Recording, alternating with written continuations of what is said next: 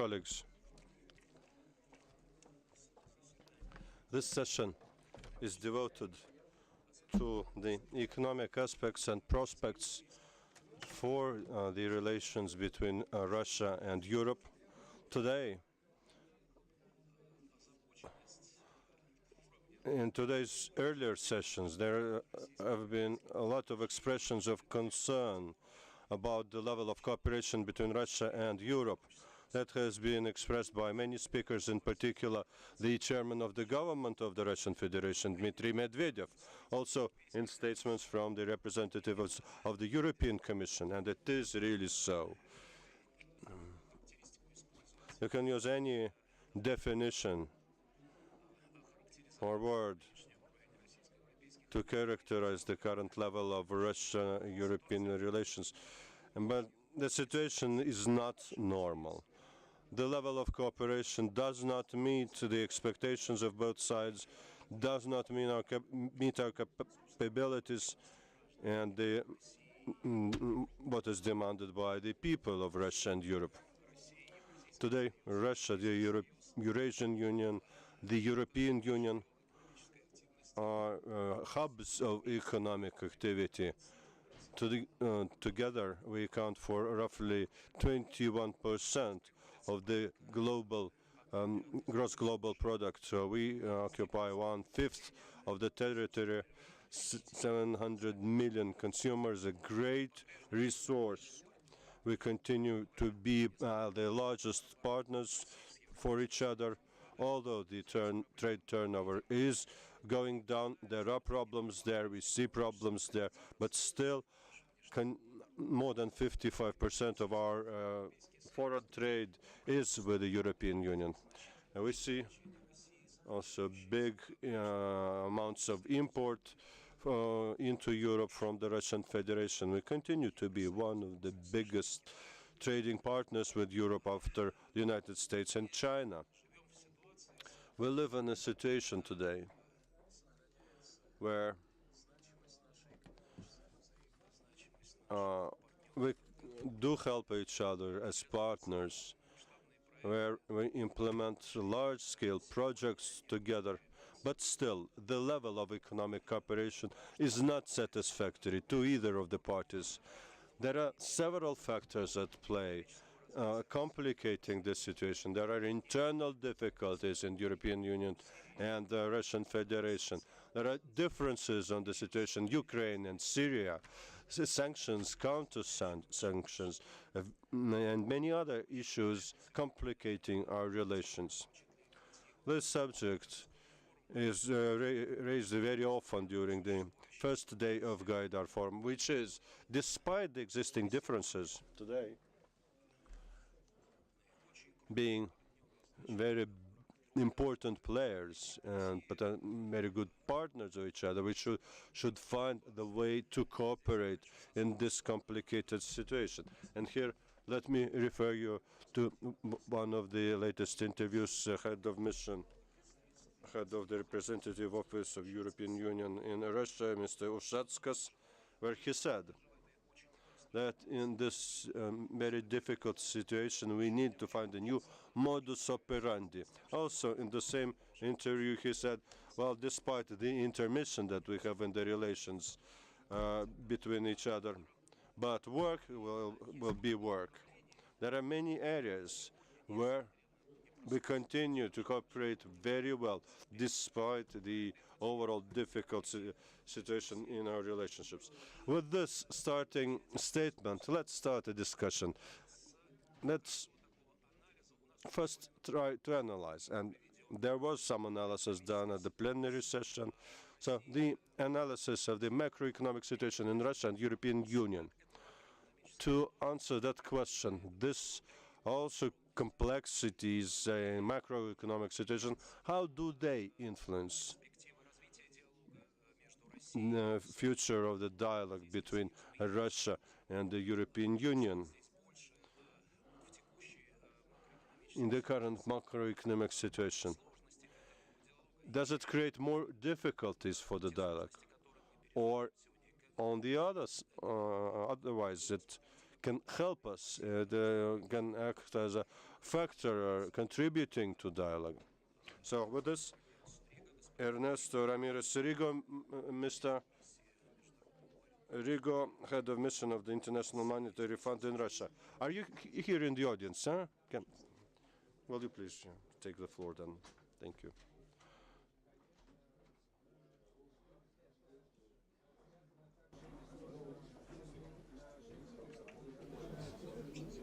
Much for the invitation to participate in the forum. It's an honor for me to be here. As you mentioned earlier on, they had a broader picture discussion as to Russia and the European situation, the outlook, some of the risks. From the IMF, you wouldn't be surprised if I'm going to basically put the focus mostly on just the macroeconomics of the situation, the macroeconomics in Europe. Europe is not at the moment an homogeneous zone when it comes to talking about the cyclical position. So I will break it down into three parts. One, the Eurozone, another one, Eastern Europe, excluding Russia and the CIS countries, and then just on Russia. Starting on Europe, on the Eurozone, we see the recovery remains on track. Growth for 2016, we are forecasting it just above 1.5%.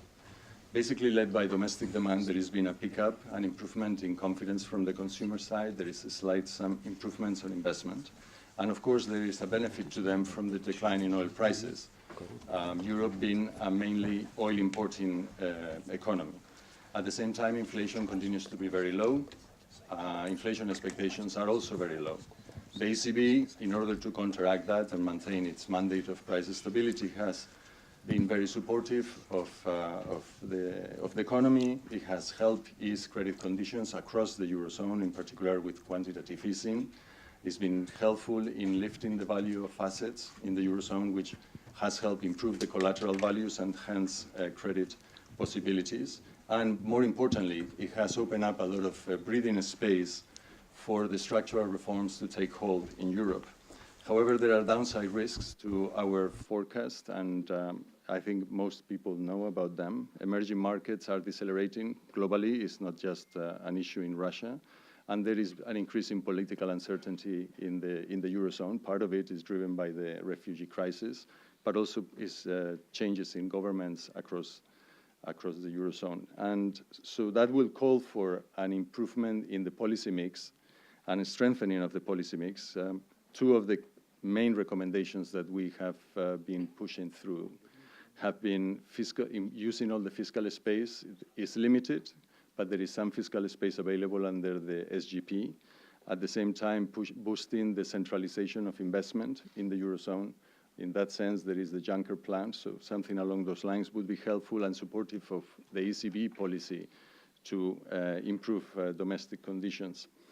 And finally, there is one legacy from the crisis in Europe, which still requires a lot of work, and that is the cleanup of the balance sheet, both of the corporate sector and the banking sector, so that investment activity can resurface. But for the medium term, Europe is really not growing that fast at the moment, and there, obviously, the structural issues are a major impediment.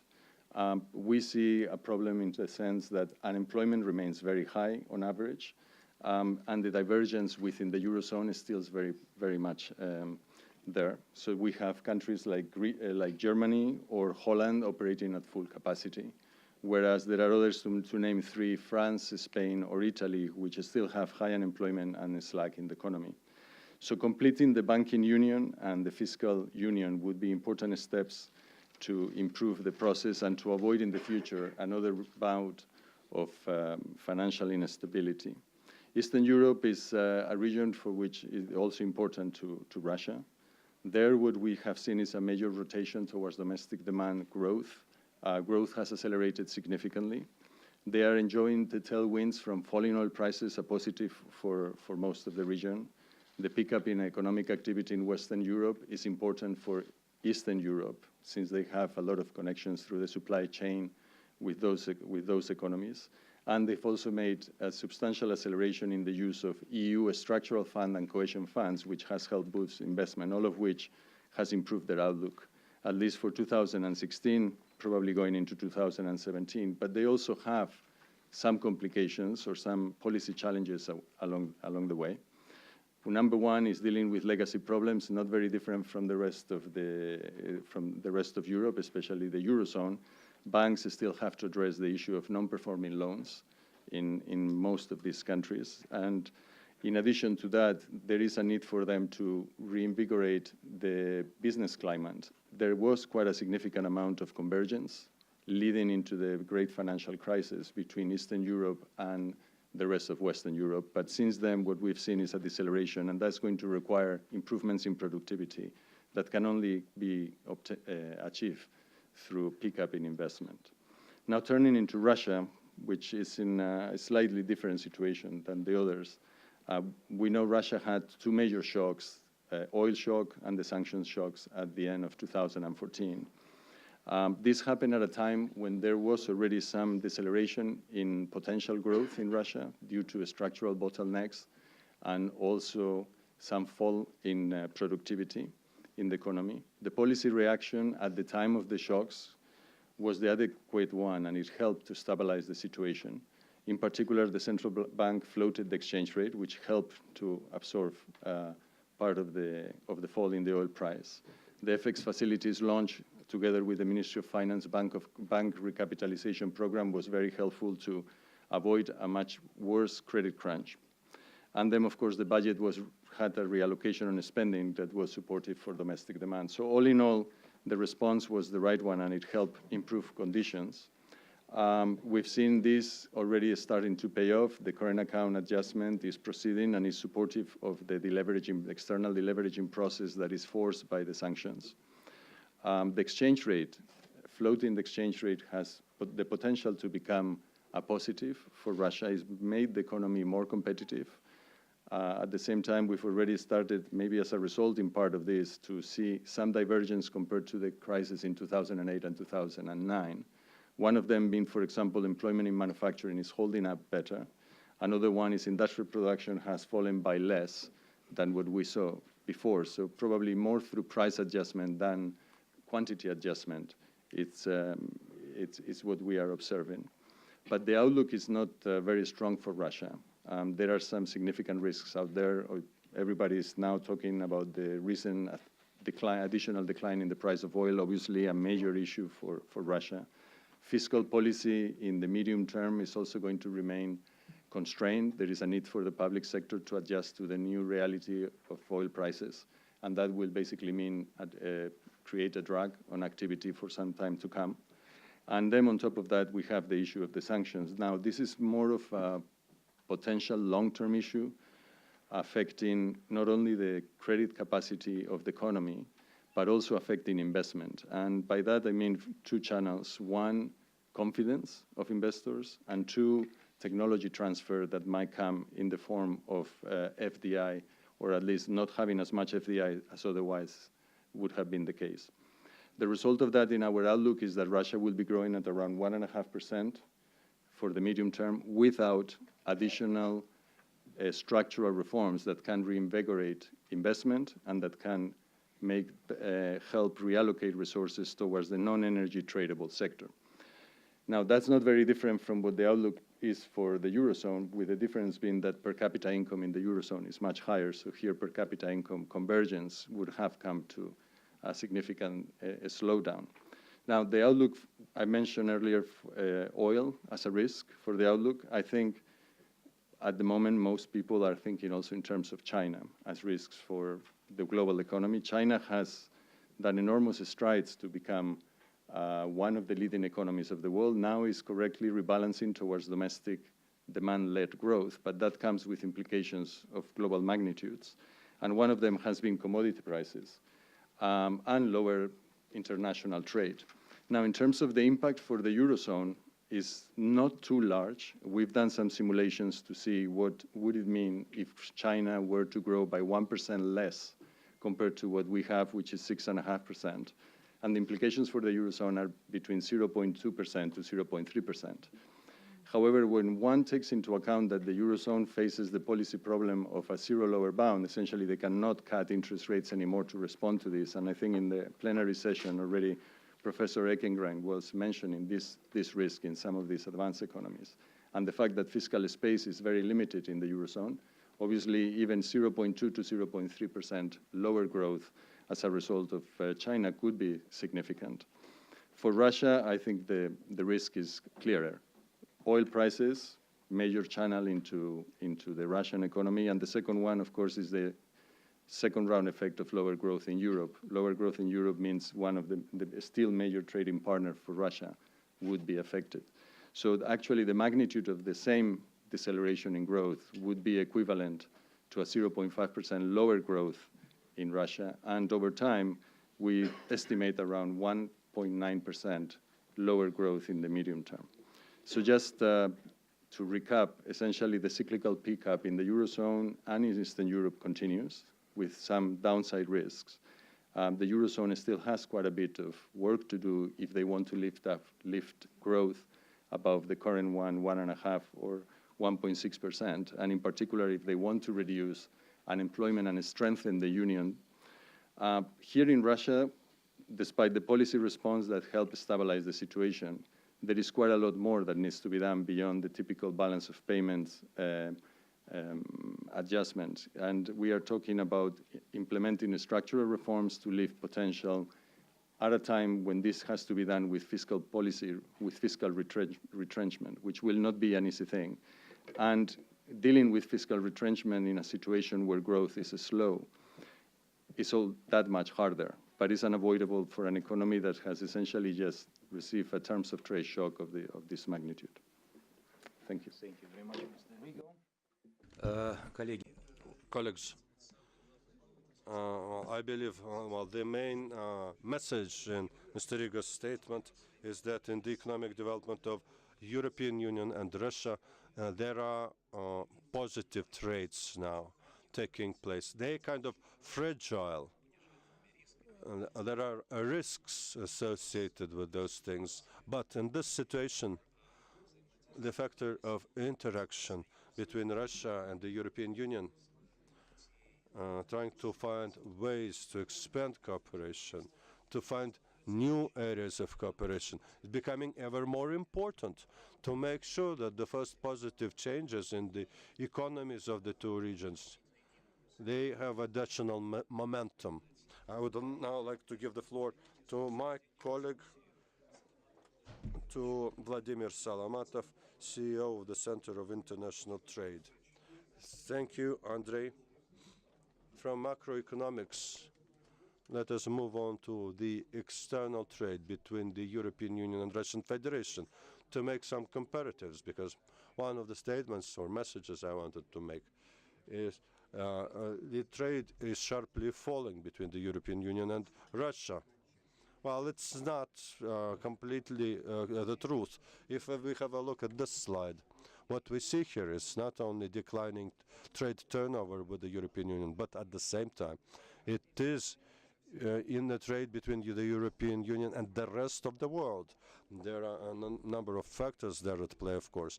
The decrease in prices, energy carriers, mineral resources, price decline, and these factors should be taken into account analyzing the picture. But the tendency here, despite the volumes, there is a tendency declining trade turnover between the European Union with Russia and the world. They are the same or similar. Also, European Union is, of course, the largest trading partner of Russia. On some counts, we account for 10% of exports of Russia to the European Union. At the same time, excuse me, 10% in their imports, account for 10% in their imports on some of the counts. At the same time, exports of Russia at the start of the year was 54% of its overall exports went into the European Union. Now it's a little bit down. But at the same time, the European Union, with that European Union continues to be our major trading partner. Our contacts in education continue, in the area of investment. We know of examples where we have had cooperation more to 200 years between some trading houses, some industrial companies. And I believe using those old ties, we will be able to overcome all the problems. First question I want to ask about the prospects for the development of Russian-European relations. Deputy Minister of Economic Development, Alexei Likhachev. The floor is yours.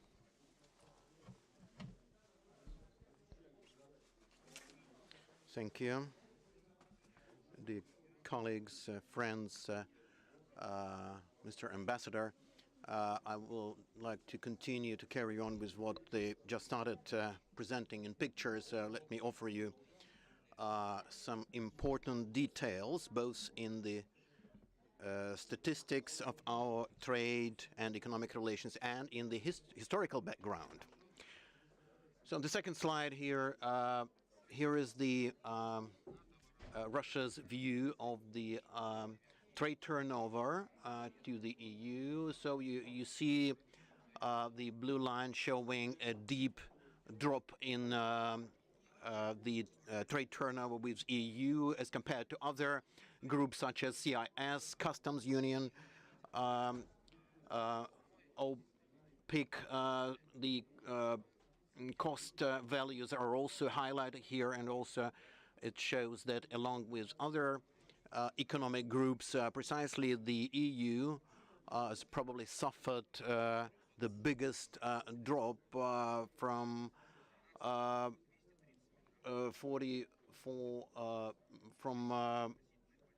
$400 billion to slightly over $200 billion, which had a direct impact on Russia-EU relations. So here on this slide, we can see the modern approach to the analysis in physical volumes.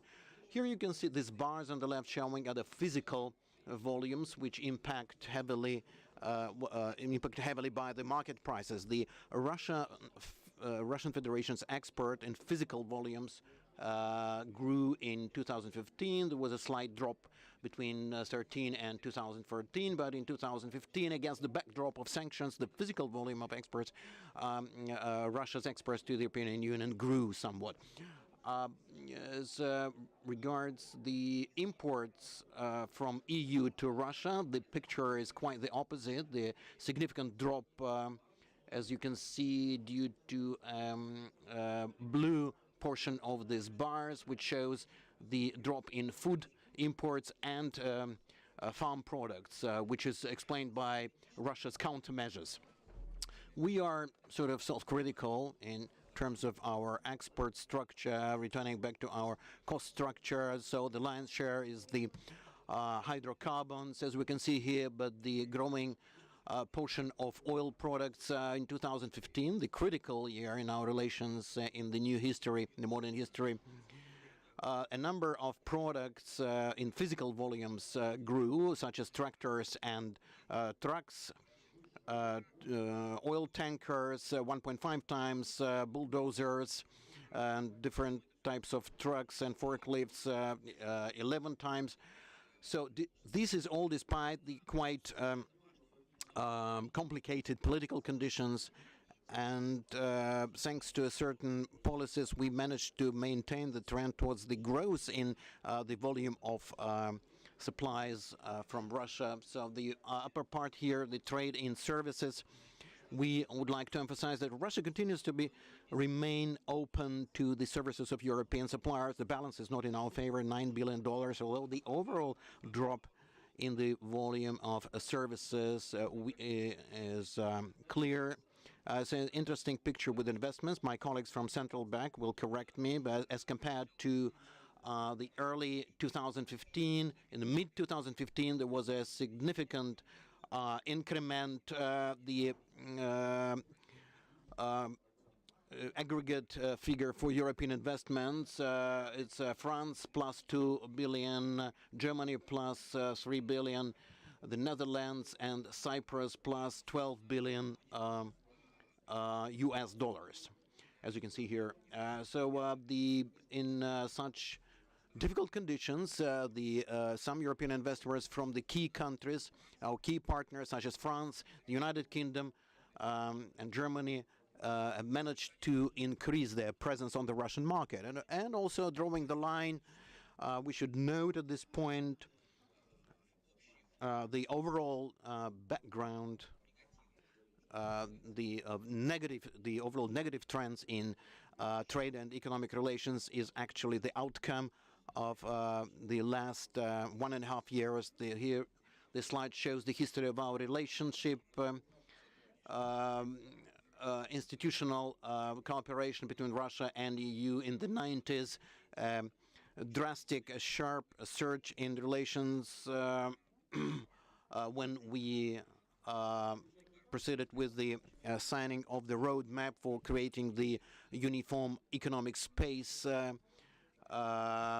implying 4 different spaces such as in economy, culture, humanitarian, security, creating the roadmap, and beginning to implement the new basic cooperation agreement that we believe to be a kind of prerequisite for the platform to for creating 4 freedoms: capital, labor, and others.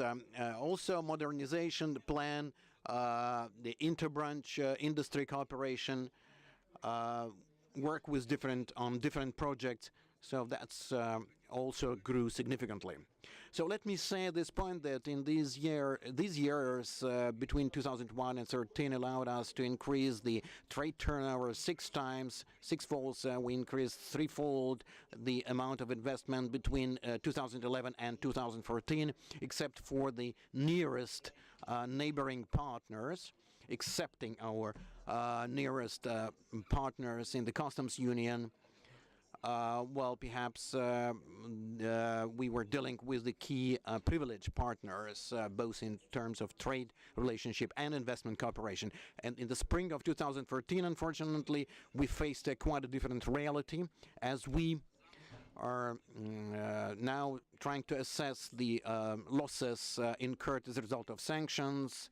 In 2015 for the European Union as well, 25 billion euro for Russia. Towards the end of 2015, about 1.5% GDP. So we forecast that the negative effect on Russia will probably decrease further on. We do hope that the sanctions will be lifted, but the economy will certainly adapt to the new reality, and the companies as well. But life is wiser than politicians, and so a number of people offer different solutions to increase cooperation between different companies and economic operators, even against the backdrop of the continuing sanctions 2009. So the negative factors that had an impact on the trade turnover and the price fluctuations on the world market and the fluctuations in the exchange rates, sanctions indirectly but quite heavily impacted by the freezing of our relations between Moscow and Brussels, and also a certain cooling of the relations between the major EU countries and Russia. But we would like to emphasize that there is a great interest of our companies and our businesses in developing cooperation with EU. Would like to say thanks to Mr. Anatoly Chubais, head of the panel for Russian Union of Industrialists. And despite all these conditions, they are actively cooperating with all partners, holding business summits and forums, and our agencies participating actively in all that. So despite a full absence of contacts over the last positive contacts between Moscow and Brussels on economic agenda, we nevertheless managed to hold 7 last year, and will be equal number of similar functions. We are now developing business platforms such as strategic groups, a kind of a prototype of the business committee between Russia and Germany. So we are holding quarterly meetings with the economic agencies in Germany. So we do hope that such upgraded contacts will enable us to enliven the level of economic cooperation.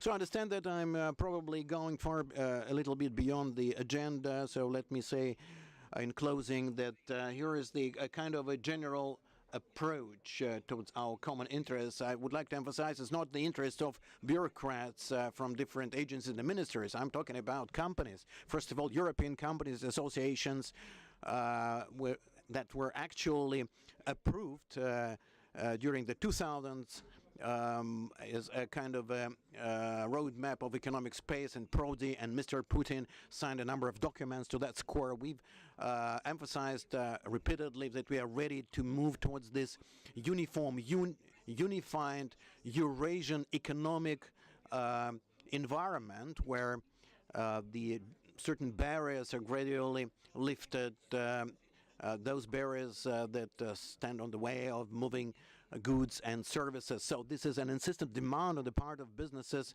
and they are trying to update this reality today. So we do not believe there is an alternative to this movement, and sooner or later this environment without barriers, without impediments, comfortable for businesses will be set up and will be created. But the question is, what generation of politicians will be able to implement this idea, whether it's going to be the existing politicians or this is a task that will be dealt with by our children. So we would like to deal with that ourselves, of course. We don't want to shoulder this responsibility on somebody else, but this will be determined by the political background, of course, and of course there have been certain, I don't want to give any kind of political assessment right now, but the good news is that we've managed not to go below the bar, I would say, not to go beyond the point of no return in terms of developing the trade term on the European market. Nevertheless, the overall trend, the direct and indirect impact on the economic situation are now in critical zone. So in order to switch over as soon as possible towards implementing the things that we've mentioned quite recently, I mean creating the uniform economic space between Russia and EU, I think that's what we are supposed to talk about today, and we need to understand that the decisive part should be played now by Brussels. Thank you. Let me tell you that it was a great consolation to us because all of us, including the people who are sitting here in this room, will be able to see changes for the better, and also our children who are more than 30 years old. I think they may expect these changes quite soon. So they will be able to enter this adulthood quite soon. My children are not 30 years old yet, but I'm sure that everyone is eager to start working in this uniform economic space. I want them not just to create it, but to work in this new environment. Let me tell you that on the 28th, I met with Mr. Ambassador. I met Mr. Ambassador, and we discussed a wide range of issues. I read his article dated 24th, which indicated certain barriers and impediments, and I think that both parties see these impediments. But we noted some very important points. Over these years, we've seen a significant rapprochement between the two systems, for example, in the area of technical regulations, where the standards of interoperability, the rolling stock, the railways, some problems have the same character. That's why the Russian Railways Company have started unification under the IRIS standard, which is a European standard that will allow us to simplify certain standards and certain issues in our relations with the European railways. So in recent years, we've also seen a rapprochement between the norms of certain types of products. The European rules and procedures have been unified today. So when we discuss with ambassadors this subject, there was a mutual desire to continue working on this issue, despite some other aspects that are really here today. Mr. Ambassador, can you tell us, please, is it us or our children? Please. Thank you very much, first of all, for this invitation to speak at this important forum. dedicated in the name of Yegor Gaidar. He would have been 60, would have turned 60 this year. And of course, his political and economic heritage should serve to all of us, should be a kind of an incentive to all of us, especially in the context of these difficulties faced by Russia and in our common search for a liberal vision in relations between EU and Russia. As you know, the European Union, which is a major trade trade bloc in the world, we've always been in favor of open, liberal relations with the entire world, with our neighbors. We are also quite interested in liberalizing exchanges with our neighbors, including Russia. However, this policy, the policy of rapprochement, should be coordinated with the existing reality, should take into account the existing reality. We cannot just close this page in this reality. We still have to live through that. We are existing in that, so we cannot start everything anew from scratch. So let's recognize that we've shared, for many years, we shared the overall, the common ambitious goal of creating the common integrated economic space. And we've also pursued quite an active modernization policy. We've had a common agenda, and as we were trying to create a common economic and humanitarian space ranging from Moscow to Vladivostok, from Lisbon, sorry, from Lisbon, that's right, to Vladivostok, not from Moscow. No. From Lisbon to Vladivostok, from Kamchatka to Lisbon. And of course, we believed and we do hope that that someday our generation, not the future generation, our generation will get back to the creation of one common force for the benefit of all our people. However, we have to recognize that, first of all, there were certain disagreements, certain differences that were not fully admitted, accepted, both in Moscow and in the EU countries, which began to manifest themselves even before the illegal annexation of Crimea and destabilization in Ukraine. And we, the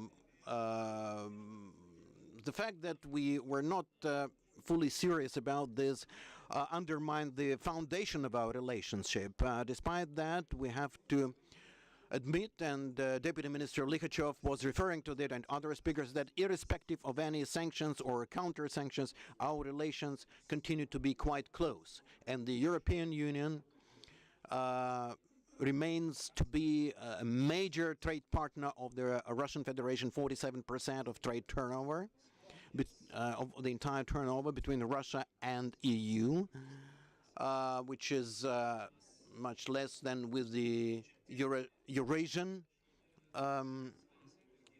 countries. We continue to maintain close relationship in the energy sphere. I think it's about 47% of all energy resources are sold to EU countries, 30% of oil, 41% of gas.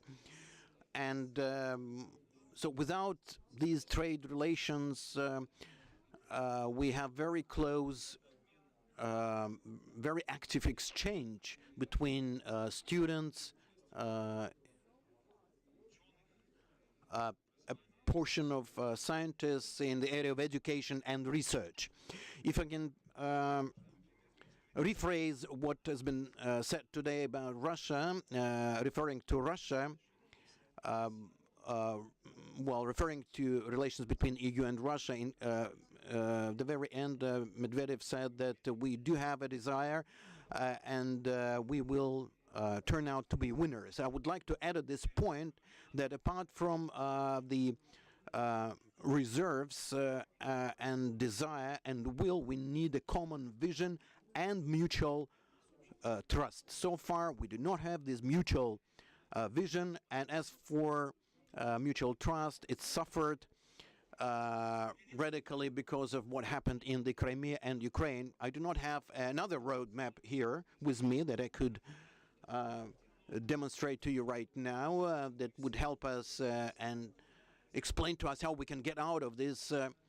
But we, all of us, the representatives in different industries, politicians and diplomats, we are supposed to create new reality. And I think these ambitious goals that we used to have, we should not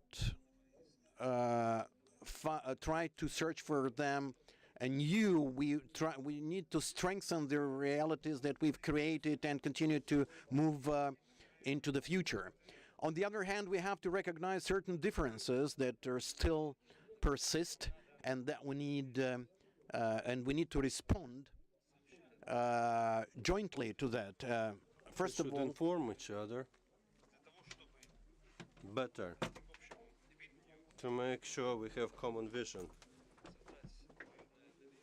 We need to create a mutual trust, and for this we need to find a common answer to the question on the situation of the Ukraine. They are our common neighbor. There are Minsk agreements. If we fully comply with those agreements, we will be able to start normalizing relations between the EU and Russia. Second, EU, Moldova, its attitude towards the Crimea will affect their policy on investment and trade with the Crimea. Third, we need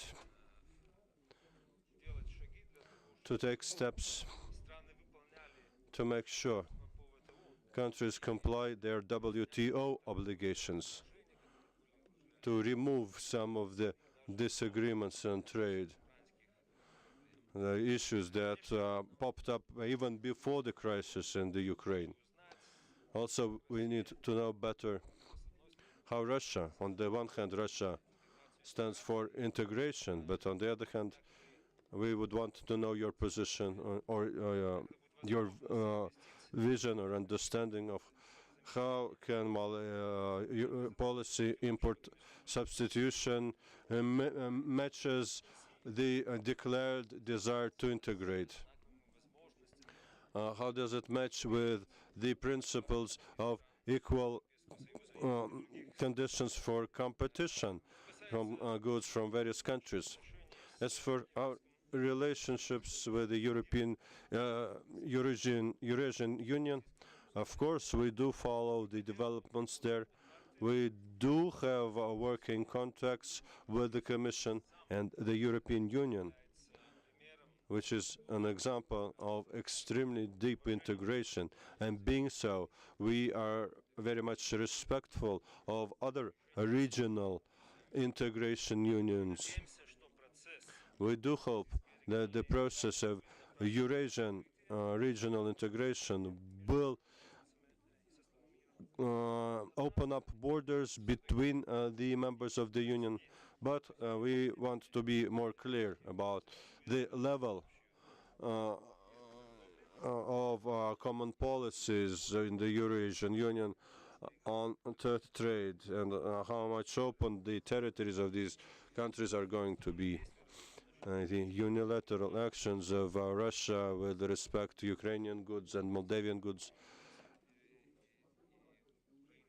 after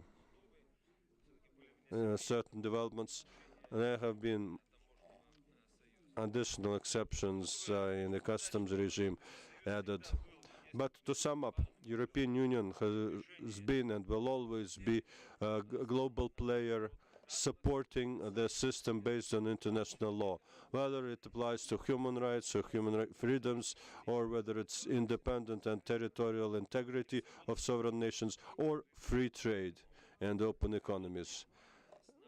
We're working with our partners within WTO, also a regional bilateral level, and our partners are ready, indeed, not only in words, to implement integrated policies with creating greater opportunities for trade and investment. You may know that the European Union has free trade relations with 88 countries of the world, and we're currently in negotiations with such leading partners as Japan and the United States, which also are quite very active in their agenda on free trade.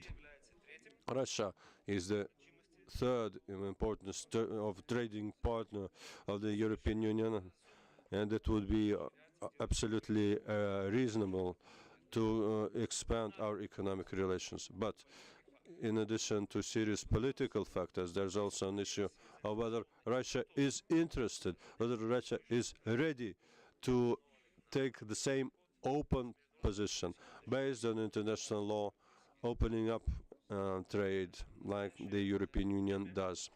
Currently, as I said, we do not have a recipe of how to address all of those issues, how to create our future, except that we're interested in dialogue, we're interested, and we do work together to make sure that we fully comply with the Minsk agreements, which in their turn would help us.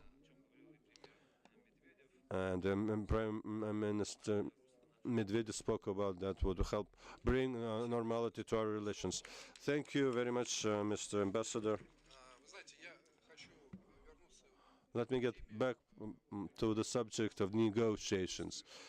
When I was deputy minister, I was in negotiations with the European Union on trade barriers, and we found a full understanding with our counterparts there, including the Ukraine, because in the customs union and Mr. Koreshkov, myself, we negotiated with Mr. Poroshenko, then Minister of Economy, held in Ukraine and in Moscow.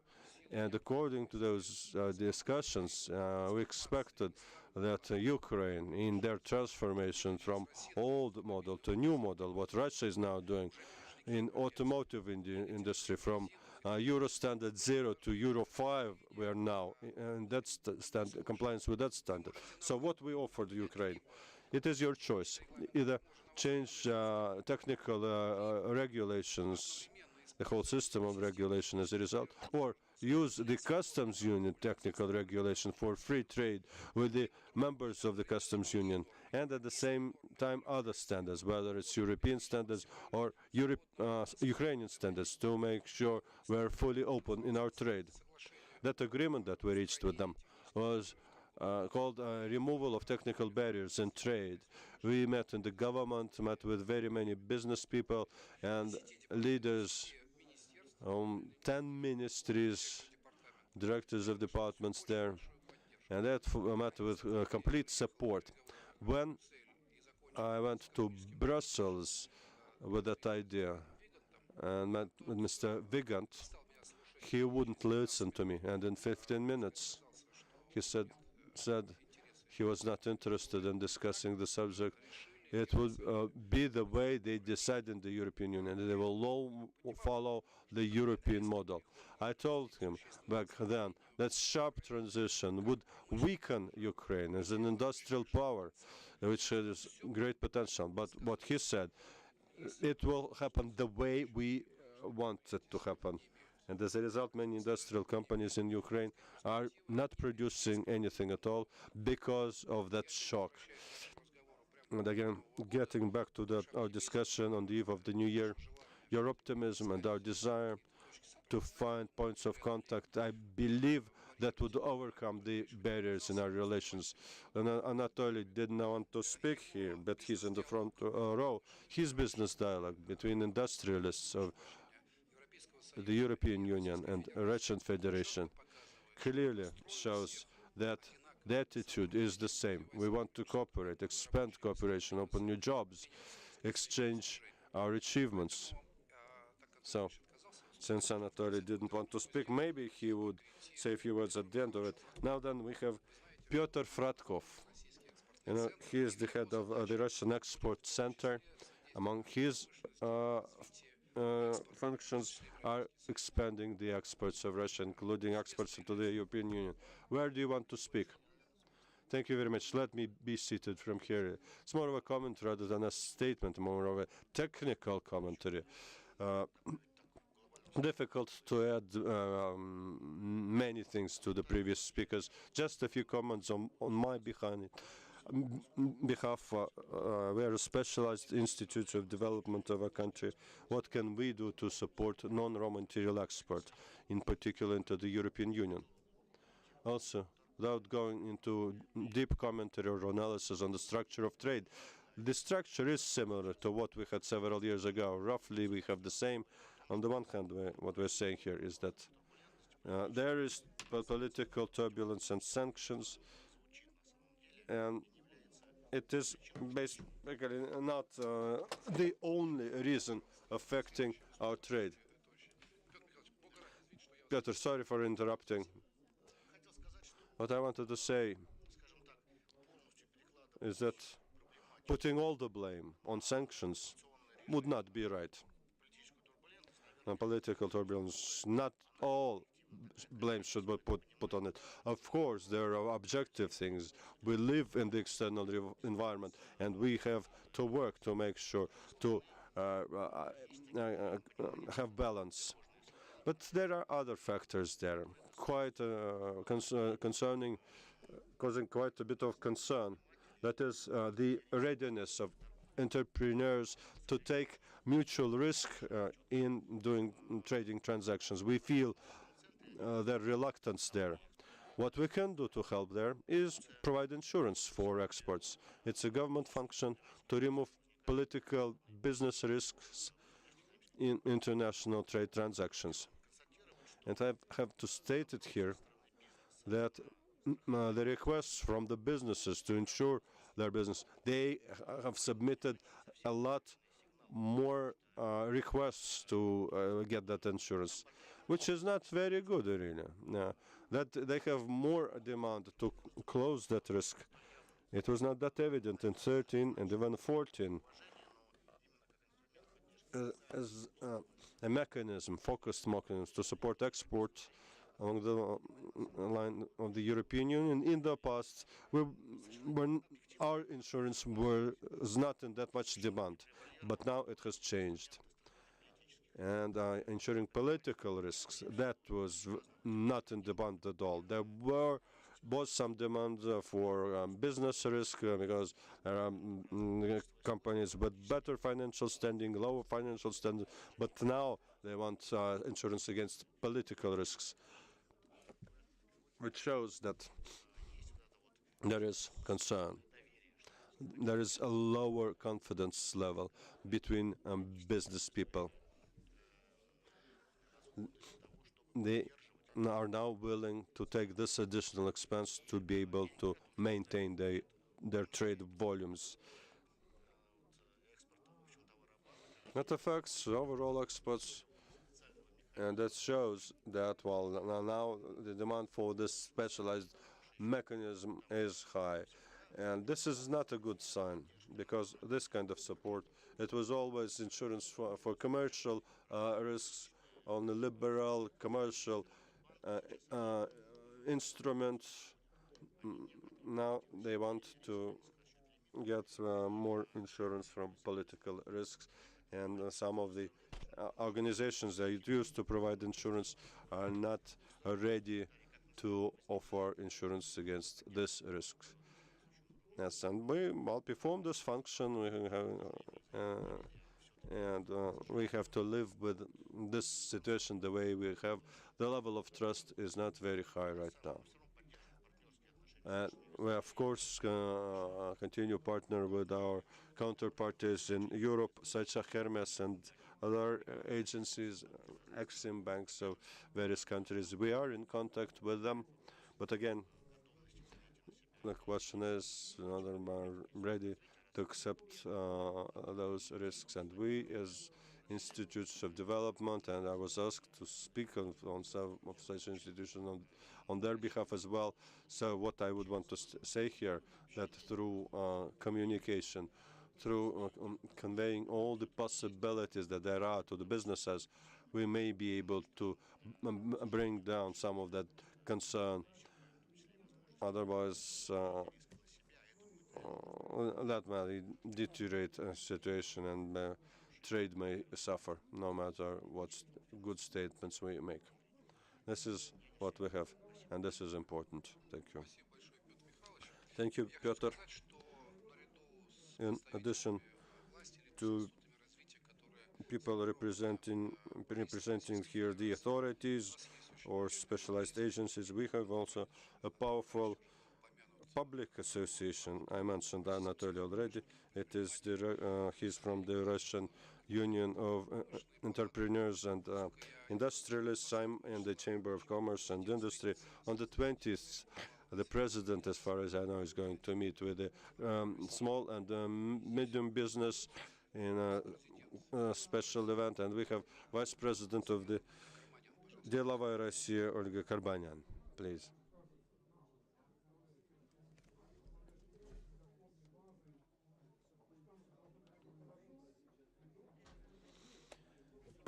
Good afternoon, dear colleagues. Thank you for giving me time. I understand we're short of time. I did not even hope that you'll give me the floor. And I'll try to be brief to save time. Because we will have another meeting later in the date with the Japanese delegation. Delovaya Russia, Business Russia, has agreements with almost all the biggest business associations of Europe. We continue our cooperations. We have roadmaps. We are in manual mode of operation right now because in the current situation, our partners would me asking our assistance, Russian companies operating in Europe, asking us to help them, and with the support of the Ministry of Economic Development, we are capable of providing that assistance. We have created a business platform, and this is quite an interesting practice. What we do there is bringing together businesses from the European side and from Russia, the coordinators of the processes, heads of ministries and agencies of countries involved, and we believe this is a new and good format. Next, I see MINEC, Ministry of Industry, our colleagues who help us in creating and supporting this platform, and I do think that in the future, in a consolidated way, we'll be able to address all the challenges we talk about here. Thank you. Thank you. Very good that the business is optimistic. In the final run, that may play as the decisive factors to add pragmatism to our relationships with the European Union to move forward. We are all aware that it's a very sensitive subject in relations between Russia and the European Union is energy carrier supply. In many respects, our economic cooperation is all about the delivery of energy carriers, and we have a negative impact of the sanctions from the European Union there, which interferes with the implementation of joint oil and gas projects. It's also friction about trunk pipeline projects from Russia to Europe. There's pressure of European Commission on Gazprom on a number of issues, and it's expanded diversification policy in Europe on the sources of supply of gas. And I've looked again at the Charter of the European Union, and what I see here, there's a lot of emphasis in the first part on this policy of the diversification of sources of energy supply. Removing dependence on supply from one source. And to put it in a nutshell, in the first part of the concept of the energy concept of the European Union, I can do it like this. The security, the more security of energy supply, the more security, the less dependence in energy supply from Russia. It's a controversial statement. My question to Mr. Yanovsky, Deputy Minister of Energy of the Russian Federation. The energy area in bilateral relations, the energy theme in the relations between Russia and Europe, is it something that is going to propel relations and create better relations, or is it that another area where we're in conflict? What is more there, positive or negative in bilateral energy What do we expect dialogue? more in this energy dialogue? Thank you. Let me speak from here from where I sit, because I would like to offer some comments, including some presentations that we've heard here. Talking about macroeconomic situation, let me remind you that many of those present in this room are well aware that then we lived through the time when the oil price was $9 per barrel, and nevertheless it allowed us to implement a number of structural reforms in the country, which in their turn allowed us over the period of 15 years to develop quite sustainably, I mean, the economy of the Russian Federation. So this low oil price is not just a challenge to the budget sphere, but also this is a chance to implement some unpopular measures that would certainly be carried through. Number two, what I would like to say that we were saying today that the European Union has been and remains our major, most important trade and economic partner, but in fact, our partners are countries that are part of the EU, and the EU is not pursuing the general trade and economic policies, which refers to the energy sphere as well. And also during the last period, during the aggravation of political relations that have been frozen at the initiative of the European Commission, and the Euro dialogue that has not been conducted over the last year and a half, did not prevent us from continuing our dialogue with Germany, Italy, France, and other countries constituting the European Union. Also, we've heard some figures cited here today regarding the export of energy resources, and let me confirm that last year we've reached the record figures in gas exports to the EU countries. And among these countries, the record figures were to the Federal Republic of Germany. So the entire history of our relations, we supplied about 45 BCM of gas. That is why talking about the processes that take place in our relations that have a negative impact on our trade and economic sphere, I wouldn't want to talk only about that. The investments in our own oil and gas sector, a great portion of these investments are made by our European colleagues, which testifies to the attractiveness of this sector despite the sanctions.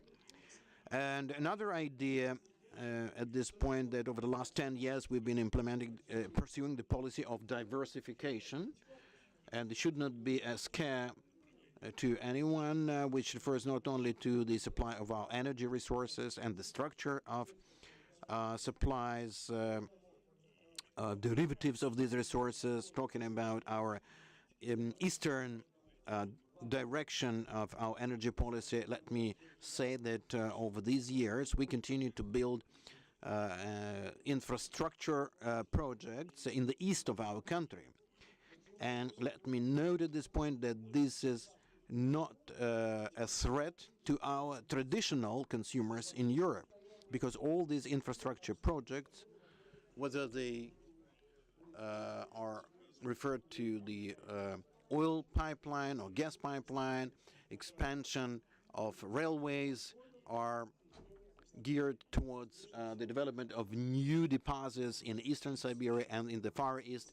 They have an entirely different raw materials base for to ensure deliveries to the Asia-Pacific region, which implies that the existing base in the Western Siberia is the base for long-term exports to the EU countries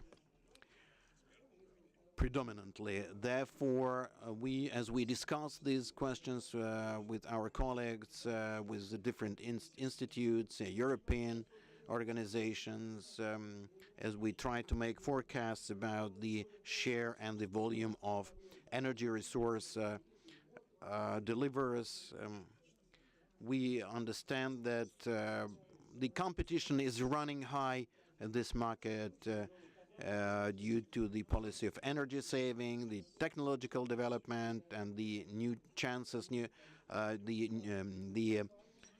new players on this market. Nevertheless, we are quite optimistic about the volume of deliveries, both oil and gas, and they will continue to be on the same level. The gas supplies will increase. As for oil, they might go down a little bit due to a reduction in the oil consumption in Europe overall, which has been forecasted by European experts, by the way. And finally, if you pay attention to some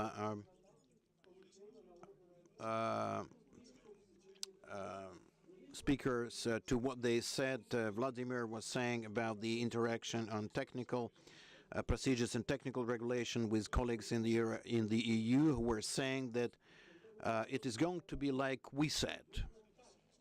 Mr. Ambassador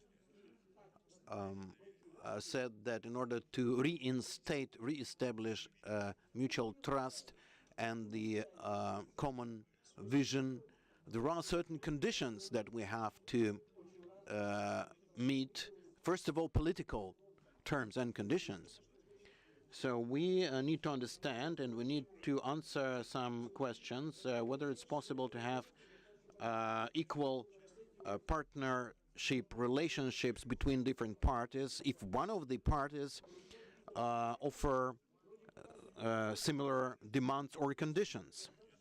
Answering this question, let me tell you that over the last 10 years, I have been conducting an energy dialogue with the countries in the EU and which are part of the European Commission. And let me tell you that none of the issues related to the energy, well, in fact, on the part of the European Commission, has been resolved. Not a single issue has been resolved. What does it mean? Well, perhaps we misunderstand our role. But again, if we are partners, equal partners, or not equal. So answering certain issues raised by Alexei, whether our children would be able to live in the economic environment between Lisbon and Vladivostok that Anatoly Borisovich was saying.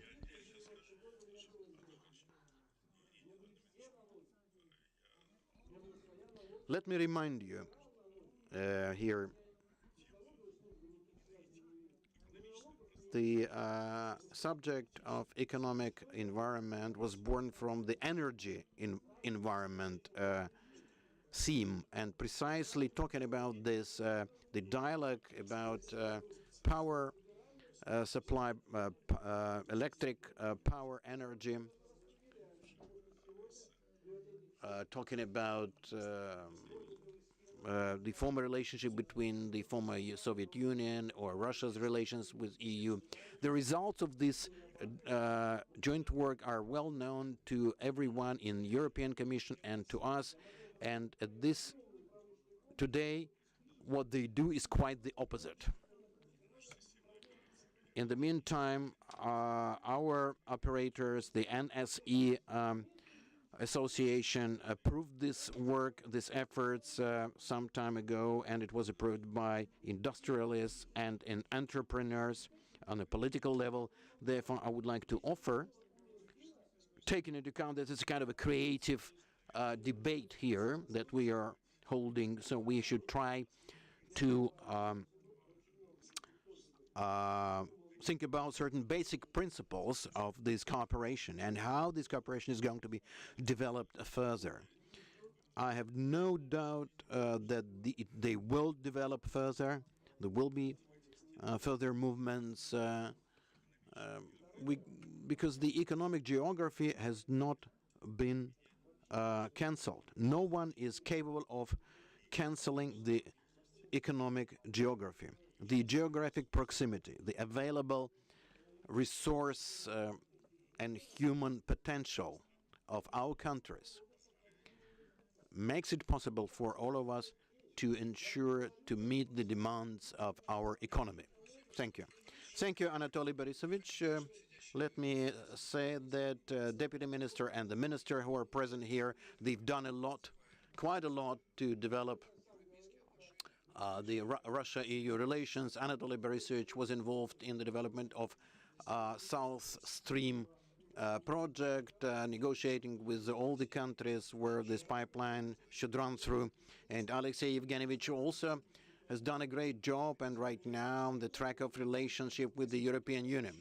But if Anatoly Borisovich and your colleague already have children who will reach the age when they can actively influence the process, I mean 35 years and older, there is a minister here who has his children have much more time float so as to make a breakthrough in Russia-EU relations. But Andrey Alexandrovich, I think, has unique expertise because when he was Deputy Minister of the Economy, he was responsible for the customs union, and it was an active, very active role. In the meantime, he was also in charge of Russia-Europe dialogue, and when he became minister, he, I think, managed to sign a breakthrough agreement treaty with Vietnam on the free trade zone, on certain other agreements that allowed us to create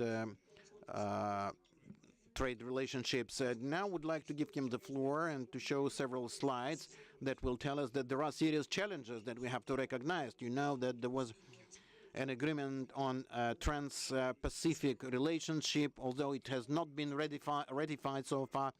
But you know how much debate was around this in many countries, including among our industrialists, the creation of a Transatlantic, Trans-Pacific partnership where the United States and European Union should be part of, first of all. It's a kind of a preferential trade zone.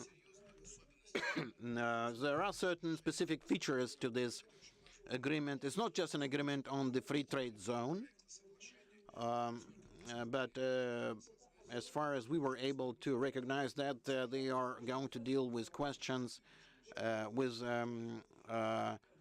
lifting customs, reducing the customs tariffs, but also creating certain bodies to deal with the disputes.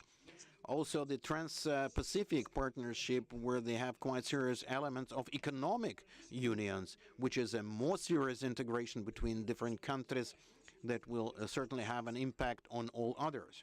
I know that all WTO countries continue to display unity in terms of integrity of the platform of the organization, as they consider it as the common legal basis. But of course, some blocks create a serious threat. For example, 4 types of products that we've demonstrated that are supplied to the European Union. As you can see here, the volume of supplies from the United States and from the Russian Federation are comparable in these types of products.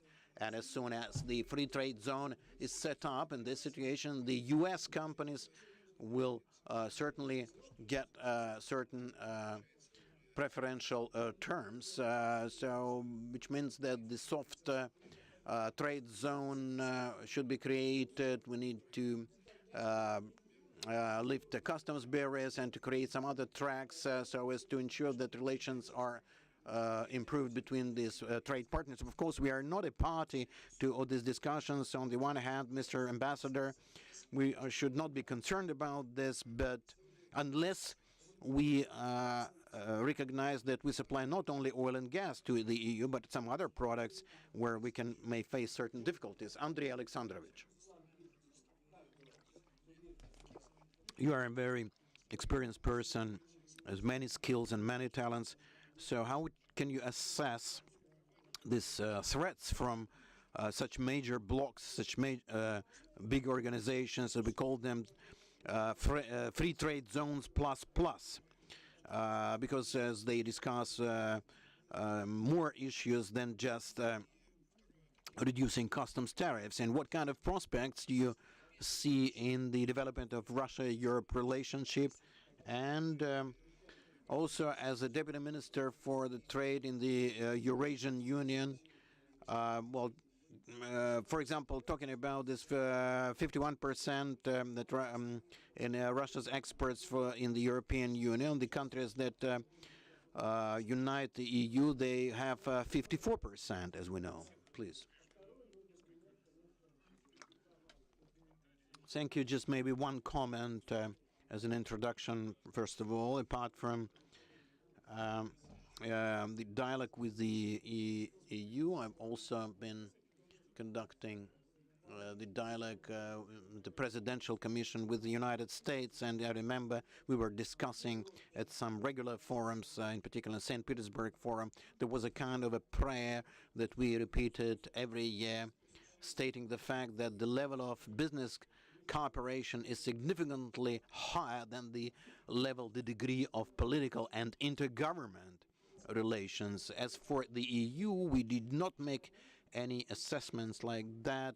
I'm not talking about the year 2000, but when during the previous European Commission, we did not make such estimates, but well, probably right now we have to live through such reality. There is a certain political background, taking into account the political background, the Brussels, it will be a certain backdrop, but on the level with companies and organizations, it will be quite a different background. So it's quite a multi-faceted situation that we'll have to face, and we'll have to live with that somehow.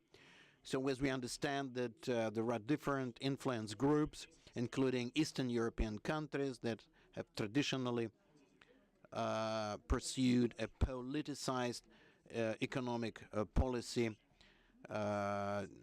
in their relations with the third countries.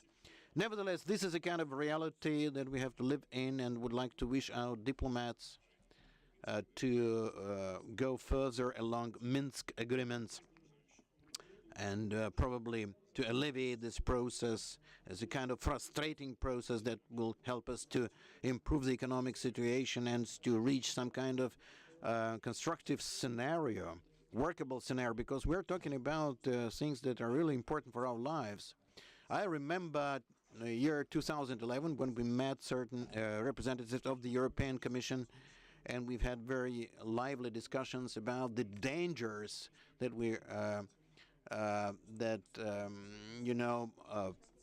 for the Ukraine to face this kind of a choice between European association and a customs union.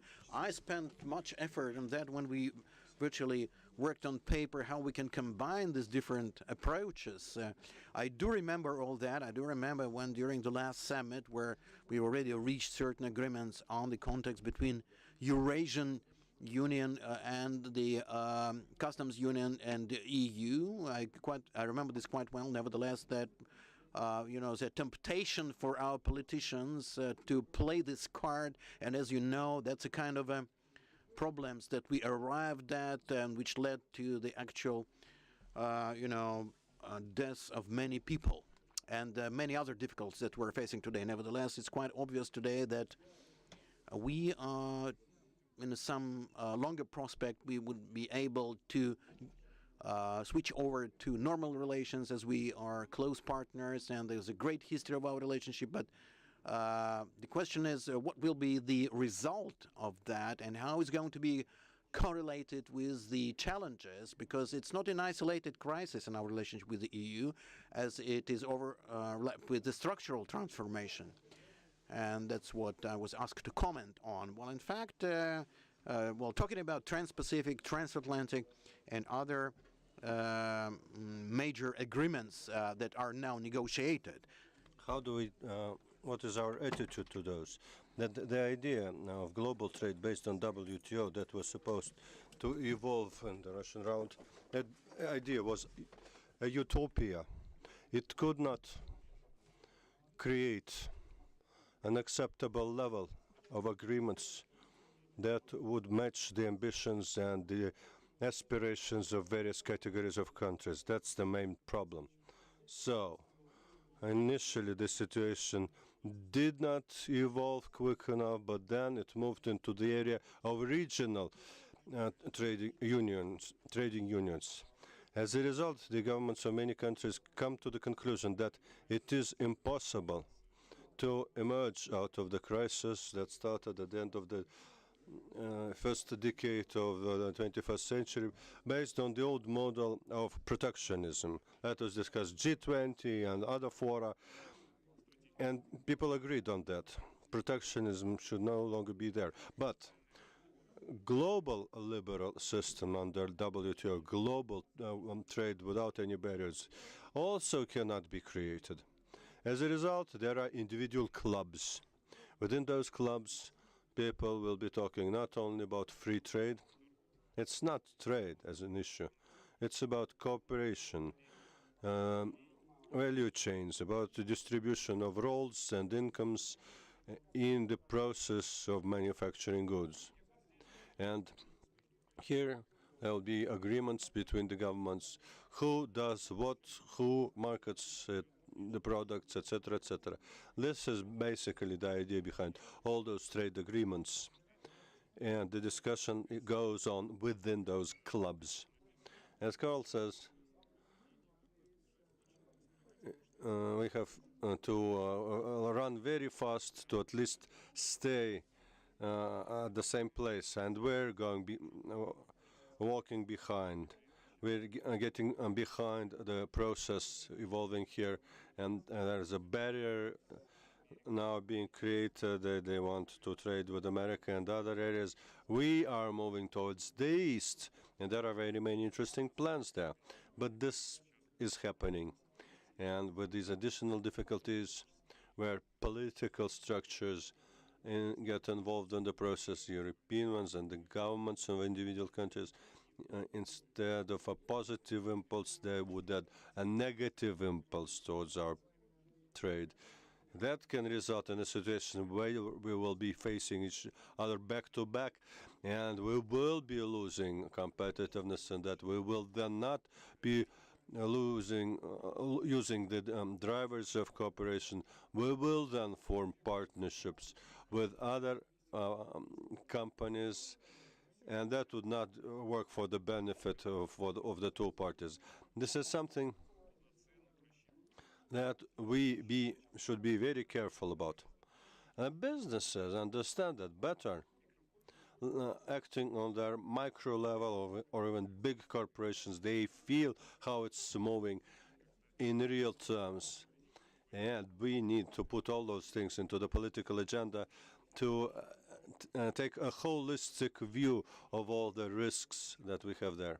If we continue reproaching each other about violating trade by the open trade principles, we have our complaints about what Europeans are doing there.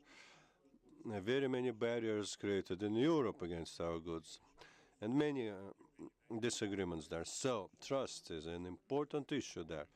That's another subject which was mentioned before and referred to many times during the day, because many forms of cooperation within the trading system that is being created right now implies broad-reaching cooperation, and this is a matter of trust, even at the political level, considering that the economies are interrelated and are going to be even more interrelated within those after those integration processes, and the question of trust becoming ever more important. We need a new level of trust, and we don't even have trust at an older level right now. Nonetheless, we have consensus within the Eurasian Union on the need for a dialogue and maybe even agreements with the EU, and this is shown in our fundamental documents. We're ready to work together. The initiative is now with our European partners. We've offered our formal invitations to start dialogue, because dialogue is really not a matter of trust is now the central one, and His Excellency Ambassador spoke about that, and other people, that to increase trust we need dialogue. Better if we have active dialogue than passive dialogue, and we need to get properly prepared for dialogue. We need broad discussion of the issues that should be things that we should discuss, and how to address the global changes, how to transform the system of international economic relations. Thank you.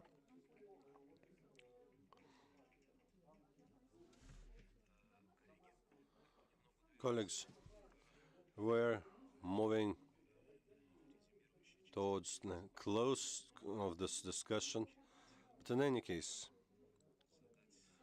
before we try to sum up, I would want to ask a question from Mr. Ambassador to better understand of the Russian audience what is the position of the European Union. As I see it, Transatlantic partnership, where you're together with the United States of America, it's a serious challenge and serious risks for the European Union. This is being discussed. There's regulatory risks, the risks of unfavorable economic consequences for the European Union. There have been quite a few reports from the European consulting organizations on this subject. On the one hand, you're moving quite quickly with the United States of America on the road of signing this transatlantic partnership. On the other hand, you have a definite crisis of neighborhood of policy within the neighbors. There's a loss of stability on the external borders of the European Union, and this is extremely important. Also, cooling of relations with Russia, and no formal contacts so far with the Eurasian Economic Union, no contacts to speak of. Why am I asking this question? I have a feeling that for the European Union and this situation, in a situation where you come closer to the United States on the terms of the United States often, maybe that would be better balanced off by your more active engagement with Russia. You will stay single-handed against the United States. Are you not afraid of that? I do believe that in this situation, restarting the relations what Andrey spoke about, other speakers spoke about, if you have broad dialogue between the European Union and Eurasian Economic Union, that would be a plus for you, especially Eurasian Economic Commission. They deal only with economic matters. They have no political competences. That could be a depoliticized dialogue that would be helpful in this particular situation in Europe. What is your opinion on this? Thank you, Andrey. When you asked a question from Anatoly Yanovsky, we could read between the lines in your question that the Union, European Energy Union is against Russia. No, but that was between the lines. But we don't want to read between the lines here, right? And let's not imply such things. And again, let's not be looking for reasons to act or think Orwellian times. What he said, all people are equal, but some people are more equal, right? This is essentially what the European Union is all about. With all the reproaches from Mr. Yanovsky that European Union, European Commission does not have complete authority, well, we do have the authority on trading relations. We are developing our European Energy Union, and it's not targeting anybody, neither Gazprom nor any other company. The purpose of this union is to improve the quality of service to our European consumers, to provide more choice to our European consumers, better pricing for them, higher confidence supply. Second, we are not afraid of the United States because they're not threatening us in any way. The United States, no. They are the country with whom we have very close relations. We have common values, we have common understanding with them, and we share the risks with them by opening our markets and opening them for competition, both for our goods in the United States and their products in the European Union. What we would want to do, Russia do the same. What we want to see, Russia do the same in relations its immediate neighbors, including Ukraine and also European Union. And getting back to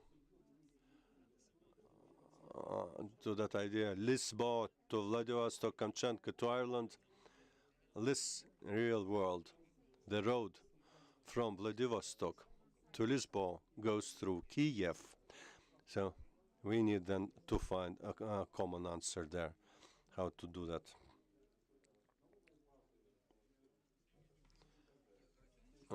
For as long as I remember geography, it goes through Minsk and not Kiev. Well, looking at the Eurasian map, that's number one, maybe the most important thing here. Well, in the current political context, it goes through Kiev. Well, geography is a great science, and it should not report to politics. And we're close neighbors, and I try to be diplomatic here. But your last sentence, you say it, nothing personal, just business. Yeah, that's what you implied. Colleagues, if we consider Russian-European relations through the prism of Kiev, well, we should stop the conversation immediately, because that's going to be a distorted picture that has nothing to do with European and Russian relationships. It doesn't have anything to do with it. Although, and I'm sure you supported my minister, myself, we've done everything to find any possibility, even the smallest one, to preserve preferential trading terms between Russia and Ukraine. It was going and going. That if I describe all the events, all the attempts to preserve those relations, it would take hours and hours. Various options analyzed, classical intergovernmental agreements to simple agreements between ministries on information exchange, between customs, between sanitary inspections, and technical regulation authorities. And Vladimir Andrey spoke about that, well, those technical regulation standards developed many years ago.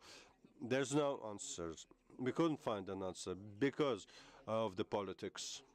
Don't want to put blame on anybody. Only to stress that looking at analyzing Russian-European relations out of Kiev is not right, or out of Washington, also not right. To and geography, economics, and they don't have to be a Marxian to understand that politics is the result of economic relations, so following the basic objective principles. Of course, we understand, and Andrey spoke about that, there is deglobalization of the world trade agenda, regionalization of a whole number of agreements in free trade, and Washington played a major part in made a strong contribution to that process ever since they lost election to the WTO chairmanships when the Brazilian came to the position. They couldn't get their candidate through, and it was back then that agenda started to be implemented through regional agreements. And regardless, nothing personal here, but again, for some reason, Washington spent so much effort to accelerate the completion of Trans-Pacific Partnership, those agreements, not Transatlantic Investment Agreement. I have a feeling that there's a certain drama involved there, and opening up Asian markets and having an opportunity to reach those markets to attain their trading goals. I do believe they're following their own egotistic interests. And talking about transatlantic investment cooperation, we're following the discussion very carefully. The discussion going on in Europe right now, in the business community there, and regional authorities there, in the governments. I believe it's a very new, interesting new things that are being discussed there about how to settle investment disputes and how to set claims about decisions, European authorities. And so far, my personal opinion there is that the dialogue is not evolving in the interests of the European business. And I believe that against American technical norms, European technical laws, GMO technical standards and laws, they are stricter. But I understand you're almost agreed that you'll take the American regulation system. Or I may be wrong there, maybe it's not so. But still, sorry for not speaking on my turn, but thank you anyway. I would like to thank all the speakers, and I have to come up with a very important statement. I would like to remind you that we live in the Russian Federation, and we are an unusual company. We celebrate Christmas on the 7th of January. Now, in Europe, it's 25th of December. And the old New Year, we mark not on the 1st of January, but 13th of January. And today, it is the 13th of January. It's what is called the Old New Year in Russia. There's another speaker, somebody saying. Are you ready to speak, or do we complete the session? Ready? Okay. Then my important statement will come later. Mr. Vinogradov, please. I hope you're going to follow the spirit of that idea that in a few hours we will be raising glasses to meet the old New Year. We're Russian people. We like such things. And this is serious business for us. Good afternoon, dear colleagues. Thank you for the invitation. Well, I'm not that much of authority among the panelists, but still, I'll start from a quote Mr. Bavnov, Carnegie Center, wrote yesterday about events in Köln. He says Russia, Bavnov, feels a part of Europe, very much concerned about what's happening there. Are you not allowing people you don't need in Köln, Venice, etc. Are we not spoiling our Europe? That was quite an emotional statement here, although we have cooling of relations. We have still emotional expectations. That's what is shown there. Recently, I heard a talk between taxi drivers saying no more trips to Egypt or Turkey, but we will be able to go to Spain on very inexpensive tours. Well, don't know whether it's going to happen or not, but still we can interpret or forecast what's going to happen in the relations between the two. Well, we can talk about many things. In particular, we can identify the trends that are going to work in the interest of cooperation between Russia and Europe, but we have to be cautious about that. Well, energy is a trend that probably sets us apart, but climate, and there was irony, remember, when there was a statement about climate warming and cold in Moscow, and people kind of laughed and smiled about what was said. And look at the priorities proclaimed by Russian management as when they spoke about Europe. The priorities changed. There was openness, there was economic expansion, creating economic champions, expansion into the energy market of Europe or other markets. There was another theme, protection against instability in the European financial markets, our minority package of influence in European politics through interaction of radical right-wing parties, to common sanction theme. The policy keeps on changing.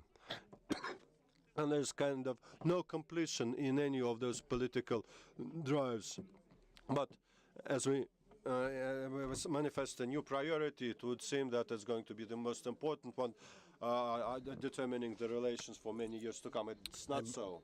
I believe the key point here is that the search for the common sense in economic transactions and first of all in bilateral relations, due to the fact that Russia and EU is not very comfortable in terms of this interface because the EU is quite large and Russia is small. There is no special taste for interaction with multilateral structures. That's why we need to develop the situation in multilateral relations. We are going to do the ratings of Russia's relations with the other countries of the world. We have not published it so far, but we are dealing with foreign policies periodically. But as for bilateral relations, it is as follows. If we proceed from the Russian five-grade, five-mark system, we can put four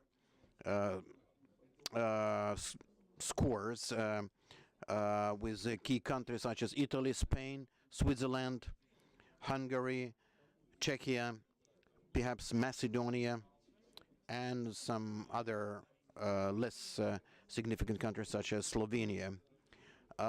Where 2 is 2 plus is the Baltic states. 2 points. The United Kingdom, 2014, the Netherlands, Bulgaria, and Romania. Albania, of course, but the relations with Albania are not intensive. In the meantime, of course, the specific feature is that this eastern block of alienation from Finland to the Balkans will continue to exist to the mutual dissatisfaction of both parties, but that will depend on the sanctions, as probably lack of interaction with countries that pretend to be the Russia's allies. If you remember, previous relations with Finland and Hungary, 2015 aggravation of relations with Serbia and Montenegro, also quite painful friendship with Belarus, which can also find itself in the Eastern European alienation belt. Whether it's going to be an Eastern vector, I would be very cautious about this so far. So far we see some signs that the Eastern theme or Southeast can repeat the Latin American vector when the relations in energy were resumed, but there was no serious change in the relations with Latin American countries. So summing up these trends and talking about static internal political realities in Russia, I think we should probably try to search for the sense in communications with specific countries, specific economic players. We should look for the global sense, but there is always a risk that the children will be left with the heritage, like with the neighboring unfinished construction of the academy. Mikhail was very modest, calling himself that he is not a highly esteemed expert, but he has not specified that he came from St. Petersburg. Well, of course, it may seem funny, but the St. Petersburg is a European city. It is like Moscow, and we live in the common space on the same continent, in the same house. And of course, the Russian Federation, the European Union, cannot see themselves in the longer term as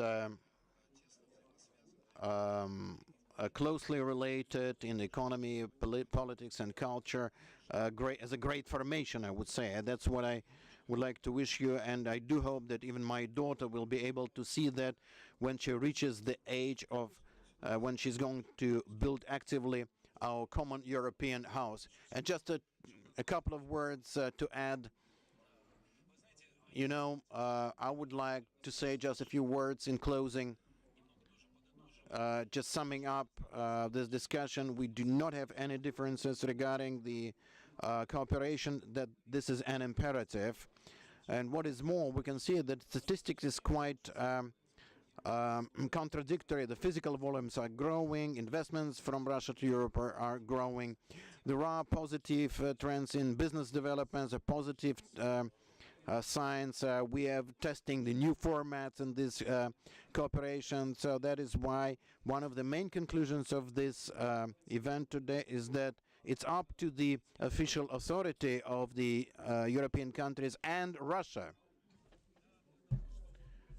so as to make sure that the process will gain momentum, positive momentum. In Russia there is a consensus. I wish you an old new year. Good health. Thank you.